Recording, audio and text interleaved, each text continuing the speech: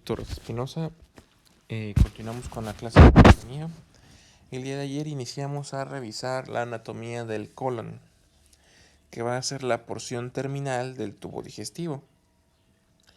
Es la continuación del intestino delgado. Tiene algunas funciones de absorción como el intestino delgado, aunque pues principalmente su función va a ser la de la formación de las heces. Sí, aquí es donde ya llega el kilo que ha sido procesado a lo largo de los 6 a 7 metros del intestino delgado. Y se le retira aún mayor cantidad de agua en el intestino grueso y se van a ir formando en él ya las heces fecales para su expulsión. Para el caso estábamos revisando el inicio del colon era en lo que se localizaría en el ciego. El ciego es la porción inicial y también la porción más ancha, sí, al menos el diámetro de todo el intestino. De ahí en más el intestino grueso va a ir disminuyendo hasta llegar al recto. ¿Sí?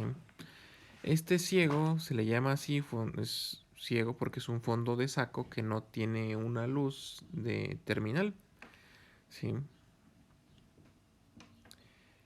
Sino que pues se continúa con el resto del intestino por un lado y por el otro está cerrado, ya no hay nada. Excepto que pues hay un pequeño órgano accesorio que es la apéndice vermiforme. ¿Sí? Vermiforme se escribe así.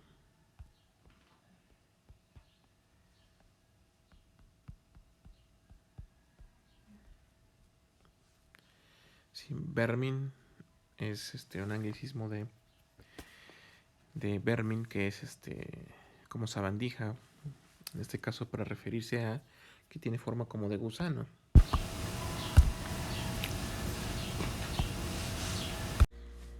Sí, entonces es un tubo cilíndrico alargado de muy pequeño diámetro.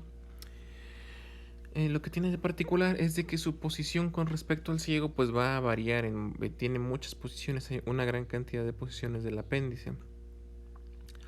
Entonces estas posiciones van a tener algunas son más comunes que otras.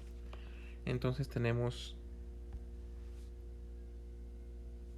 que la más común es la retrocecal, en la cual pues se va a encontrar por detrás del ciego, la pélvica que se encuentra en dirección hacia la pelvis, la subcecal que se encuentra por debajo del ciego, preileal que se encuentra cerca del ilio, al menos por delante del ilio, y la retroileal que se encuentra por detrás del ilio. Estas ya las hemos visto en la clase anterior. Ahora hay que revisar el resto del colon. Ahora aquí tenemos un diagrama de los diferentes puntos donde podría localizarse el apéndice según la posición que acabo de mencionar. Pues la retrocecal pues la encontramos dentro de estos puntos, estos 3 puntos. Es la más común, ¿sí? A veces pueden ser más largas, pueden ser más cortas, puede variar su diámetro, varían muchas situaciones. Ahora, si trazamos una línea entre la cresta ilíaca aquí arriba, esta es la cresta ilíaca en azul, y aquí abajo está el pubis, y pues trazamos una línea ahí entre la unión de los 2 tercios inferiores, ¿sí? 2 tercios inferiores y el tercio sobrante, el tercio superior, encontramos un punto que se llama punto de McBurney. Es el punto de exploración típico donde buscamos al apéndice en caso de que esa se encuentre inflamada y esté provocando dolor, ¿sí? Entonces es entre la cresta ilíaca, todo esto va a ser del lado derecho, ¿sí? Sí, es una patología que vamos a buscar ahí porque ahí se encuentra el apéndice. En todos los casos, a veces pues bueno, podríamos tener un diagnóstico errado si el paciente fuera femenino, porque las molestias que genera la apendicitis son muy parecidas a algunas otras patologías ováricas. Entonces puede confundirse, pero a final de cuentas es tratamiento de tipo quirúrgico, ¿sí? Ya una vez confirmado el diagnóstico, ¿sí? Entonces obviamente las diferentes posiciones del apéndice lo que van a hacer es irnos cambiando el lugar, ir ascendiendo el lugar donde está el punto de McBurney. Otra forma de identificar el punto de McBurney va a ser siguiendo la cresta hasta la espina ciática mayor o superior o anterior, ¿sí? Y de ahí trazamos una línea directamente hacia el ombligo. Igual 2 tercios internos, la unión de estos con el tercio externo, ahí encontramos el punto de McBurney. Sí, que pues nos va a localizar el punto de origen de la apéndice. ¿Sí? Si fijan, pues en la mayoría de las posiciones pues vamos a encontrar directamente ahí el apéndice. En los otros lugares donde encontramos dibujados aquí los colon son variaciones anatómicas donde puede ser más largo, puede ser más corto, puede estar subido de posición, puede encontrarse a la izquierda en el caso de un situs inversus, ¿sí?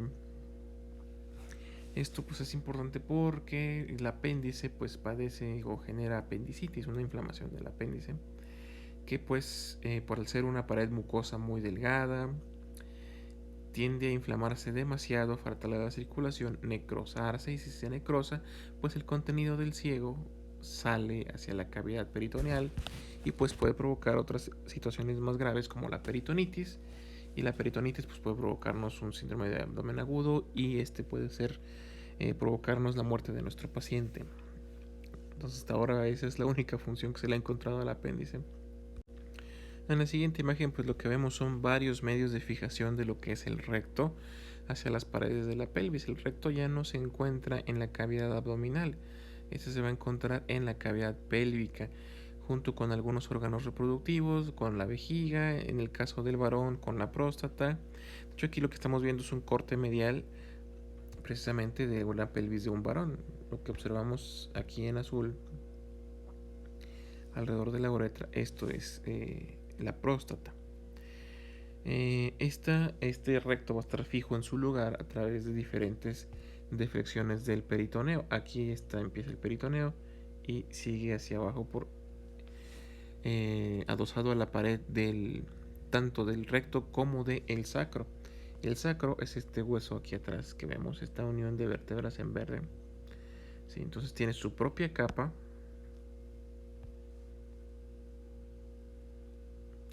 Su propia capa de peritoneo y una capa que envuelve al recto, lo cual se llama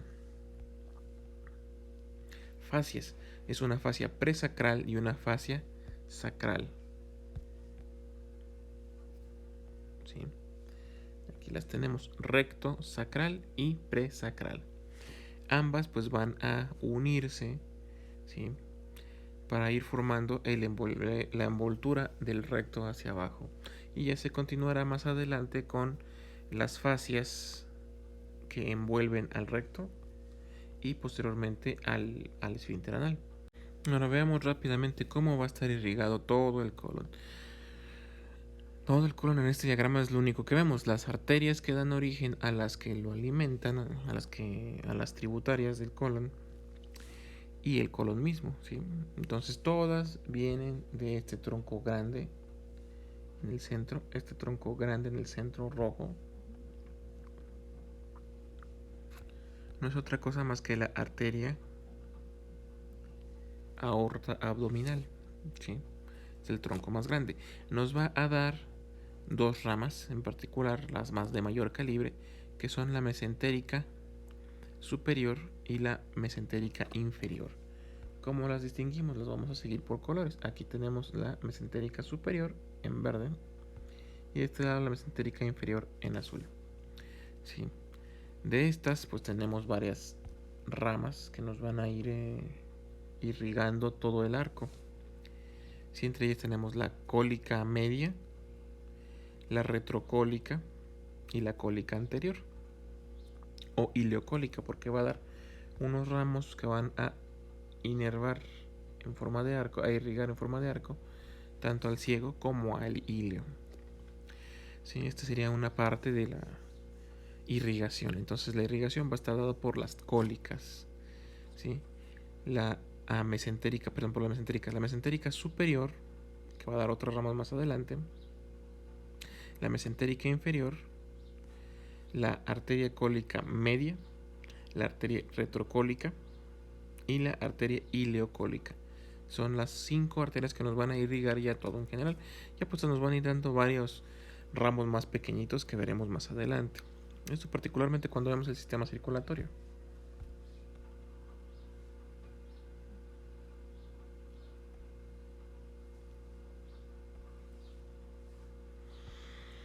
Aquí lo encontramos un poco más desglosado, viendo de mesentérica superior aquí arriba, que es una, y la mesentérica inferior.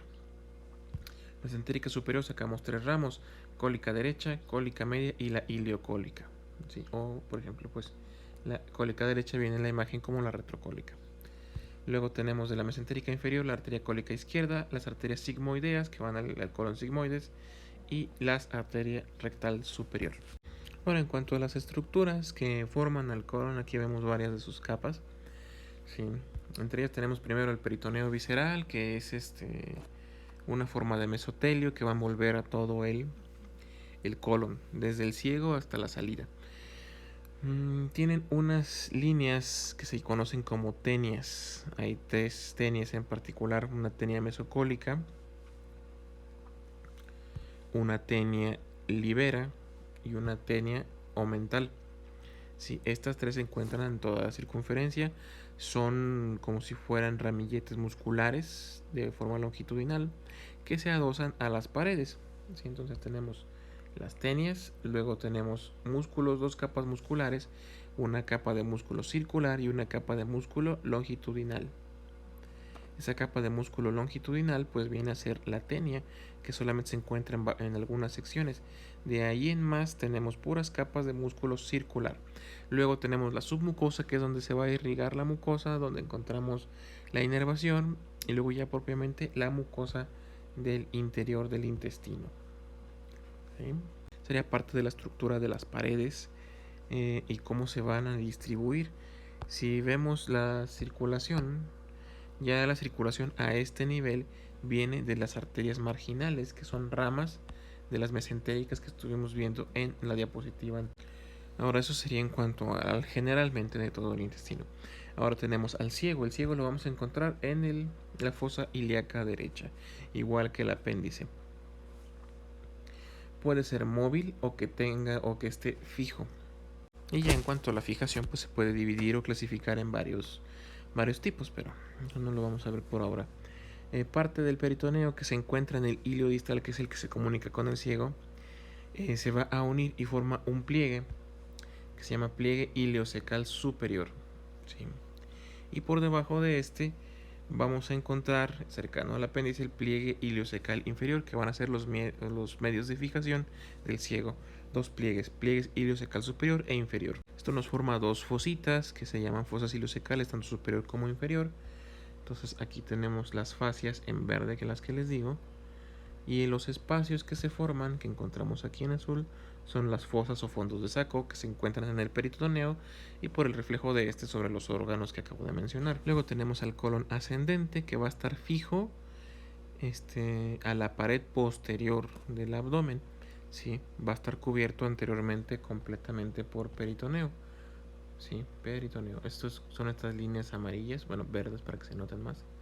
Este es el peritoneo que recubre al colon ascendente. Aquí vemos levantado al ciego y al apéndice. ¿Sí? Esto debería estar más hacia abajo. Aquí simplemente está levantado para que vean cómo está cubierto por el peritoneo. Su movilidad pues va a ser variable según el nivel de unión que tenga con el peritoneo y según las diferentes variantes anatómicas. El anterior, el colon ascendente, pues el colon más pequeño. El más prolongado va a ser el transverso, seguido del descendente. En el transverso vamos a ver que está limitado por los 2 ángulos, el hepático y el esplénico. El ángulo hepático siempre va a estar localizado más o menos a nivel de la 9 o 10, costilla 9 o 10. ¿Sí? Se encuentra por delante de los riñones, del riñón derecho, y también por delante del duodeno. O sea, quiere decir que lo cubre, por así decirlo. Pero se va a encontrar por detrás o posterior a la vesícula biliar y al lóbulo hepático derecho, que es el lóbulo hepático de mayor tamaño. Sus medios de fijación van a estar dados por el ligamento cistocólico, que va de la vejiga al colon, y es un pliegue peritoneal que va de la vesícula hasta el ángulo hepático. ¿sí? Este ligamento pues va a marcar el inicio del ángulo hepático. Luego tenemos otro ligamento que es el ligamento hepatocólico, que va a ir directamente de otro ligamento que es el hepatoduodenal que vimos cuando vimos el duodeno, o hepatogástrico directamente al ángulo hepático. Entonces sirve como medio de fijación. Tenemos también los ligamentos frenocólicos que van a ir directamente del diafragma hacia el ángulo esplénico, que es el ángulo de unión entre el colon transverso y el colon descendente, y se encuentra al lado izquierdo. Y por último, pues este ángulo esplénico se va a encontrar a nivel del octavo espacio intercostal, en la línea axilar media. Sí, es el ángulo más agudo, está más cerrado que el ángulo hepático. Y este lo vamos a localizar anterior al riñón izquierdo, pero posterior a las costillas y cubierto por el estómago, oculto por el estómago. Luego tenemos el colon descendente, que va a estar cubierto prácticamente en toda su cara anterior y lateral por peritoneo. Carece de mesenterio como tal, o sea, no tiene envoltura epiploica, y va a tener relaciones con diferentes glándulas del organismo, tales como la glándula suprarrenal del lado izquierdo, el riñón izquierdo que se encuentra por delante de él. Estos son los vasos gonadales izquierdos, o sea, los que se dedican a la irrigación de las gónadas tanto masculinas como femeninas, y los nervios iliohipogástrico e ilioinguinal, que también nos van a dar la inervación de este. La continuación de este colon descendente va a ser el colon sigmoides. Este va a iniciarse a nivel de la cresta ilíaca, ¿sí? Del lado izquierdo, obviamente, porque va por el lado izquierdo, ¿sí? Y este ya desarrolla, ahora sí, una pequeña capa de mesenterio. Se va a dividir en dos porciones, que son una porción ilíaca y una porción pélvica. ¿Sí? La porción ilíaca va a estar fija a la fosa ilíaca del lado izquierdo, ¿sí? Que vas a encontrar al lado del hipogastrio. No tiene mesenterio y va a iniciar en la cresta ilíaca, como les dije, y termina a nivel de la vértebra sacra número 3. Ya de ahí, de la vértebra sacra número 3 hacia abajo, ya es un órgano intrapélvico. La cavidad pélvica pues, es otra cavidad diferente a la abdominal. En la pélvica, vamos a cambiar el color, en la pélvica tiene una forma como de omega. Una omega es así. ¿Sí? Bueno, más claro el dibujo. Una omega es algo así. ¿Sí? Y se va a encontrar fijo, se va a encontrar pegado a la pared de la pelvis. ¿Por qué? Por mesenterio, como mencioné en la imagen anterior, donde veíamos las fascias pélvica y retrocólica. ¿Sí?